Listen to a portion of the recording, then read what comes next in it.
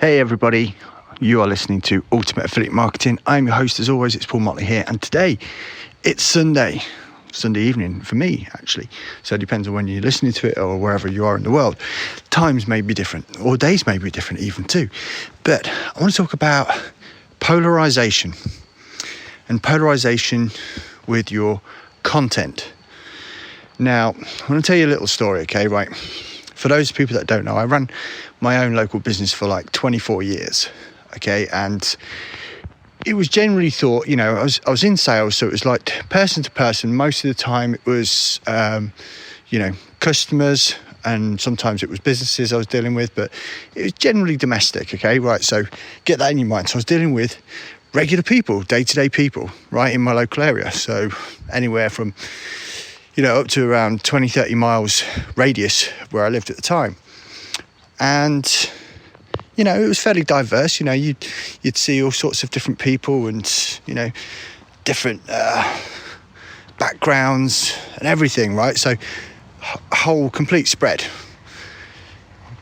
And normally to make a sale in that environment or any sort of environment, when you're going into someone's home, you obviously want to make them feel comfortable.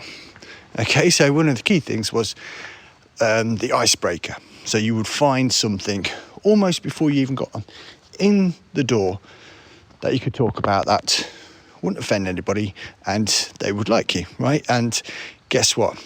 In England specifically, everybody liked talking about the weather. It was one of the key topics. If it was a great day, we would say it was a great day. If it wasn't a great day, we'd moan about it not being a great day.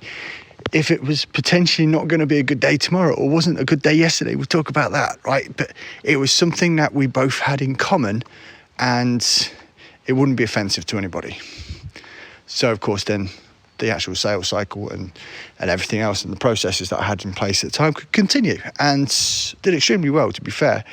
I think I probably averaged anything between 80 and 90% success rate on the calls when I was doing the sales, right? So I did most of them. In fact, I'd say 99.9% of the time on my own because it was my business, and it was only really in the late years when we started employing people and I started taking a little more of a back seat. But the point was, I'd already gone through the marketing side of it. So now I was in front of a customer, and the last thing I wanted to do was either annoy them or upset them. So there was always two topics that I stayed away from. Number one, politics. Number two, religion. What were the main reasons for this? It's because it may be the first time you're meeting this person and you don't know them from Adam or Eve for that matter. Okay, let's make sure we get that bit right. People might have a really strong opinion one way or another which might be opposing to yours, but it's not your job to impose your thoughts onto others. And that's why you should never try and impose your own thoughts on either politics or religion to other people, because believe me, people can get way fanatic about it, right? So you got to be super careful. And I know full well if I had started talking about those sort of things, my sales rate or conversion rate would have plummeted. So take it from me, 24 years doing that. Now, okay, admittedly, occasionally on Facebook I might post a couple of things which I have my own opinion on or disagree with, but I try my best to stay away from it, and it's only very rare that I do. And if suddenly someone decides to tag me and share screenshots of every single one that I've ever done, okay, hands up. But in the most, I will stay away from those topics. Because, again, you've got thousands of people on your Facebook. You can have up to 5,000 people. Do you think you can weed out and contact and connect with 5,000 people and every single one of them will 100% agree with everything that you say? It's virtually impossible. I know it's utopia. It would be amazing if that was the case. But in reality, that doesn't happen. So when I see people posting, I've got 2,000 friends, I'm going to get rid of all the inactive friends, blah, blah, blah. That's fine. Do whatever you got to do, because they're not obviously interacting with you for one reason or another. Mostly because not everybody spends all day on Facebook.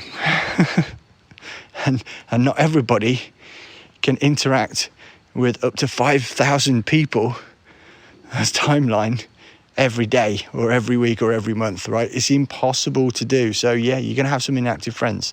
Get used to it.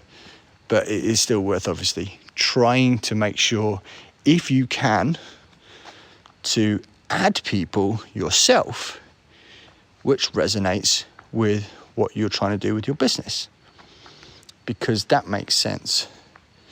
But don't alienate them with your own beliefs or, politics or religion. It's just a terrible situation to try and get in. And I'm not saying which way, I prefer one way or another or anything like this. But it is super important for you guys to realise that, because it could hurt your business going forward. I mean, you might have a really good friend online. They might have bought stuff from you, or they might potentially be buying stuff from you. Start talking about politics, and they might absolutely be completely opposite in their thinking to you. Sale gone. Forget them. You're never going to see them again. That's it. Gone. History. So don't close doors on your own opportunity by trying to impose your own beliefs and opinions on others. Okay, that's going to end it for this Sunday. New week coming up. Everyone get excited. Some crazy things happening. We're getting into almost it's the middle of the second week in November. When did the year go? I remember, I don't know about you, but I was just kind of I remember in the lockdown and people were getting bored, blah, blah, blah, all that sort of thing. But the time just snapped by, even then. And it can go in an instant. So try and be as productive as possible. And that's going to end it for me anyway. I really must stop rambling on, because otherwise we could do this all night, right?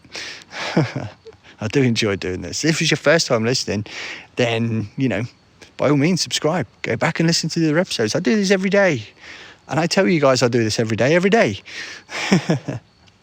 Anyway, I super appreciate you guys for listening, and I'll catch you all again tomorrow.